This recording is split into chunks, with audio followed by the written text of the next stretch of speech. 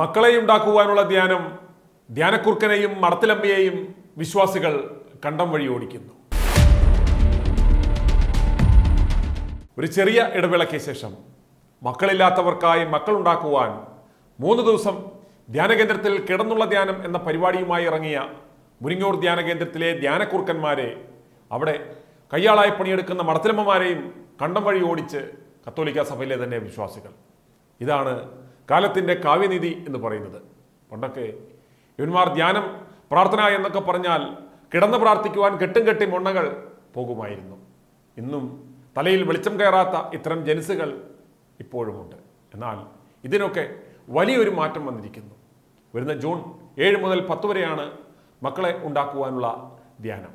ചുമ്മാ ധ്യാനം എന്നൊക്കെ പറഞ്ഞാൽ ഇന്ന് ആളെ കിട്ടില്ല. അതുകൊണ്ട് തന്നെ ധ്യാന വ്യവസായത്തിലെ ഒരു ഡൈവേഴ്സിഫിക്കേഷനാണ് 3 ദിവസം കിടന്നുള്ള ഈ ധ്യാനം.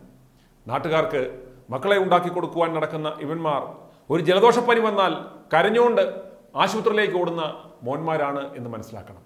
ഇവന്മാർ പ്രാർത്ഥിച്ചാൽ മക്കളുണ്ടാകുമെങ്കിൽ ഇവിടുത്തെ ആശുപത്രികളൊക്കെ അടച്ചുപൂട്ടിക്കൂടെ? അതിൻ്റെ തുടക്കമെന്നോണം സഭയുടെ കീഴിലുള്ള ആശുപത്രികളിലെ ഗൈനക്കോളജി ഡിപ്പാർട്ട്മെൻറ്റെല്ലാം പൂട്ടിക്കൂടെ? ദൈവം നൽകിയ പ്രത്യുൽപാദന അവയവങ്ങൾ മാന്യമായി ഉപയോഗിക്കാതെ, മക്കളെ നിയമപരമായി ഉണ്ടാക്കാതെ, വളർത്താതെ വെറുതെ നോക്കിയിട്ട് നടക്കുന്ന ഇവന്മാരുടെ തരികട പരിപാടികളിൽ വിശ്വാസികളാരും വീണു പോകരുത്. ഉടായ്പ ധ്യാന പരിപാടിയുടെ പരസ്യം കണ്ട് ധ്യാനകേന്ദ്രത്തിലേക്ക് വിളിച്ചപ്പോൾ അവർ നൽകിയ മറുപടി കേൾക്കുക. ധ്യാനകേന്ദ്രമല്ലേ? അതെ, പറഞ്ഞോളൂ. ഈ കുട്ടികളില്ലാത്ത ദമ്പതികളുടെ ഒരു ധ്യാനം ഇവിടെ ഉണ്ടെന്ന് പറഞ്ഞിട്ട് അതിനെ കുറിച്ച് ജൂൺ മാസം 7-ാം തീയതി വൈകിട്ട്, വെള്ളിയാഴ്ച വൈകിട്ട് 5 മണി മുതൽ 10-ാം തീയതി തിങ്കളാഴ്ച വൈകിട്ട് 9 മണി വരെ. 7 തൊട്ട് 10 വരെ 3 ദിവസം. 7 തൊട്ട് 3 ദിവസത്തെ അല്ലേ? അത് ഭാര്യയും ഭർത്താവും രണ്ടുപേരും പറഞ്ഞോ? എന്താ, ഒരാൾക്ക് പങ്കെടുക്കാൻ വരാൻ പറ്റുള്ളൂ. ഒരാൾക്ക് പറ്റത്തുള്ളൂ? അല്ല, അങ്ങനെയാണോ? എന്താണ് സംഭവം? 2 പേർക്കും കൂടി ഉള്ളതാണ്. അപ്പൊ അങ്ങനെ ഒരു റൂം ആയിരിക്കുമോ? അതെ അതെ. ഫീസ് എത്രയാണ്? നമ്മള് ഫീസായിട്ട് മേടിക്കുന്നില്ല, പകരം സ്വസ്ത്ര കാഴ്ചയായിട്ട് കൊടുത്താൽ മതി. സ്വസ്ത്ര കാഴ്ച എത്ര പൈസ തരണം നമ്മള്? അത് നിങ്ങൾക്ക് കൊടുക്കാൻ സാധിക്കുന്ന ഒരു തുക ഫീസിന് പകരം കൊടുക്കാം. അതല്ല, നമ്മളിങ്ങനെ ധ്യാനത്തിനൊന്നും അങ്ങനെ പോയി പരിചയമില്ല. വേറെ മതക്കാർക്കൊക്കെ വരാവോ? വേറെ വരാം. ഏത് മതസ്ഥരാണെങ്കിലും നമ്മൾ വിശ്വാസം ഉണ്ടെങ്കിൽ പങ്കെടുക്കാം. എല്ലാവരും വന്ന്, എല്ലാ മതസ്ഥരും വന്ന് പങ്കെടുക്കുന്ന സ്ഥലമാണ്. വരുമ്പോൾ ആധാർ കാർഡും വീട്ടിൽ ബന്ധപ്പെടാനുള്ള ഒരു ഫോൺ നമ്പറും കൊണ്ടുവരാം. വേറെ പ്രത്യേകിച്ചൊന്നും വേണ്ട. നിങ്ങൾക്ക് ആവശ്യമായിട്ടുള്ള ഡ്രസ്സും ബെഡ്ഷീറ്റ് അങ്ങനത്തെ കാര്യങ്ങളൊക്കെ മതി. ഈ റൂമിന് വാടകയൊന്നും വേണ്ട? ഇല്ല, ഫീസായിട്ട് നമ്മൾ മേടിക്കുന്നില്ല. ഇപ്പൊ ഫീസായിട്ട് മേടിക്കുന്നില്ല. 3 ദിവസത്തെ പരിപാടിക്ക്. ഇപ്പൊ ഭക്ഷണത്തിന്റെ ഒക്കെയോ? ഭക്ഷണത്തിന് അതുപോലെ തന്നെ നമ്മളിപ്പോ ധ്യാനം, താമസം, ഭക്ഷണം ഉൾപ്പെടെ ഫ്രീ ആയിട്ടാണ്. അപ്പൊ നിങ്ങൾക്ക് കൊടുക്കാൻ സാധിക്കുന്ന ഫീസിന് പകരം കൊടുക്കാം കേട്ടോ. മാരേജ് സർട്ടിഫിക്കറ്റിന്റെ ആവശ്യമില്ലല്ലോ? ഇല്ല. കുഴപ്പമില്ല. അപ്പൊ ഞാൻ അങ്ങനെയാണെങ്കിൽ അങ്ങനെ എന്നാ ചെയ്യേണ്ട? മുൻകൂർ പൈസ തരുമോ? അങ്ങനെ വേണ്ട, നേരിട്ട് വന്നാ മതി കേട്ടോ. പോലീസിന്റെ റെയ്ഡോ അങ്ങനത്തെ പ്രശ്നങ്ങളൊന്നും ഉണ്ടാകത്തില്ലല്ലോ? എന്താണ് അങ്ങനെ ചോദിക്കുന്നത്? അല്ല, ഇപ്പൊ എന്നാന്ന് വെച്ചിട്ടുണ്ടെ കല്യാണം കഴിച്ചിട്ടില്ല ഞങ്ങളെ. അപ്പം പുള്ളിക്കാരത്തേക്ക് ഒരു കൊച്ചു വേണമെന്നൊരു താല്പര്യം. അപ്പൊ അങ്ങനെ വരാൻ വേണ്ടി. അങ്ങനെ നടക്കില്ല കേട്ടോ, അങ്ങനെ പറ്റില്ല നമുക്ക്. ഡിവൈൻ ധ്യാനകേന്ദ്രല്ലേ? അതെ. അവിടെ ഈ ദമ്പതികൾക്കുള്ള താമസിച്ചുള്ള ധ്യാനം ഉണ്ടെന്ന് പറഞ്ഞു, അതിന്റെ ഡീറ്റെയിൽസ് അറിയാൻ വേണ്ടി വിളിച്ചതാ. 7 മുതൽ 10 വരെ, ജൂൺ 7 മുതൽ 10 വരെയാണ് ധ്യാനം. അത് ഈ വെള്ളിയാഴ്ച കുട്ടികളില്ലാത്തവർക്ക് വേണ്ടിട്ടാ? അതെ, അത് സ്പെഷ്യൽ ധ്യാനമാണ്. അല്ലാത്ത ധ്യാനം എല്ലാ ഞായറാഴ്ചയും വൈകിട്ട് തുടങ്ങി വെള്ളിയാഴ്ച തീരും. എല്ലാ ആഴ്ചയിലും ഉണ്ട്. ഇതൊരു സ്പെഷ്യൽ ധ്യാനമാണ്. അതായത് കുട്ടികളില്ലാത്തവർക്ക് വേണ്ടി മാത്രം? അത് സ്പെഷ്യൽ ധ്യാനമാണ്. ജൂൺ 7 മുതൽ 10 വരെ. ആർക്ക് വേണ്ടിട്ടാ? അല്ല, അപ്പൊ അത് ഭാര്യയും ഭർത്താവും വരണം. എനിക്ക് വേണ്ടിട്ടാ? ഭാര്യ മാത്രം പറഞ്ഞു വിട്ടാ മതിയോ? 2 പേരും വരണമെന്നാണ് അച്ഛൻ പറഞ്ഞേക്കണത്. നിങ്ങളുടെ ഇഷ്ടം. അല്ല, 2 പേരും വേണമെന്ന് അങ്ങനെ നിർബന്ധമില്ലല്ലോ, ഒരാളായാലും പോലെ. അച്ഛൻ പറഞ്ഞേക്കണത് 2 പേരും വരണമെന്നാണ്. നിങ്ങൾക്ക് എന്താ അസൗകര്യം? അല്ല, 2 പേരും വരാനായിട്ട് ജോലിയൊക്കെ ബുദ്ധിമുട്ടായി. ഞാൻ കൊടുക്കാം. അതായത് ഈ കുട്ടികളില്ലാത്ത ദമ്പതികൾക്ക് വേണ്ടിയിട്ട് ധ്യാനം ഉണ്ടെന്നാണ് കേട്ടത്. അപ്പൊ അതിന്റെ വിവരങ്ങൾ അറിയാൻ വേണ്ടി വിളിച്ചതാ. എവിടെന്നാ വിളിക്കണേ?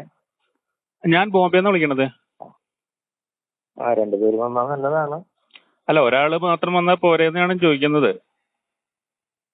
2 പേര് 2-3 days പ്രോഗ്രാമാണ്. ആ, 2 പേരും കൂടി വരുന്നതാണ് നല്ലത്. അല്ല, പ്രോഗ്രാം എന്ന് പറഞ്ഞാൽ അവിടെ എല്ലാത്തിനും സൗകര്യം ഉണ്ടാവോ? എന്ന് വെച്ചാൽ എന്താ ഉദ്ദേശിക്കുന്നത്? അല്ല, ഇപ്പൊ ഭാര്യയും ഭർത്താവും കുട്ടികളുണ്ടാവാൻ വേണ്ടിട്ടാണല്ലോ നമ്മൾ വരുന്നത്. അവിടെ റൂം ഉണ്ടാവും. എന്താണ് ഉദ്ദേശിക്കുന്നത്? 2 പേർക്കും സൗകര്യമുള്ള റൂംസ് ആണ്. അത് നിങ്ങൾ അതിനെ പറ്റി കേട്ടിട്ടുണ്ടോ? എന്തോ ഡിവൈൻ റിട്രീറ്റ് സെന്റർ എന്ന് പറഞ്ഞ കേട്ടിട്ടുണ്ടോ? ഇല്ല, ഞാൻ കേട്ടിട്ടില്ല. ഞാനിപ്പോ ആദ്യമായിട്ട് ഇങ്ങനെ എവിടെയോ ഇതിന്റെ ഒരു അഡ്വർടൈസ്മെന്റ് കണ്ടു, അതുകൊണ്ട് വിളിച്ചതാ. നിങ്ങൾ കേരളത്തിൽ എവിടെയാ? എന്റെ കേരളത്തിൽ ചാലക്കുടി തന്നെയാണ്. മുഴുകൂടി നിങ്ങൾ അറിയില്ല ഡിവൈൻ റിട്രീറ്റ് സെന്റർ? ഞാൻ 28 കൊല്ലമായിട്ട് ബോംബെയിലാണ് താമസിക്കണത്, അതുകൊണ്ട് എനിക്ക് വലിയ പരിചയമില്ല. മുരുകൂർ അവിടെ ഇല്ല, അങ്ങനെ ഒരു ധ്യാന സെന്റർ ഉണ്ട്. അതെ, അപ്പോ ഭാര്യയെ മാത്രം പറഞ്ഞു വിട്ടാ മതിയോ? 2 പേരും വരുന്നതാണ് ഉചിതം. പിന്നെ നിങ്ങൾ തീരുമാനിക്കും. അല്ല, ഒരു ഭാര്യ മാത്രം ഉള്ളെങ്കിലും അത്യാവശ്യം കാര്യം നടക്കുന്നുണ്ടെങ്കിൽ പിന്നെ ഞാൻ വരണ്ടെന്ന് വെച്ചിട്ടാണ്.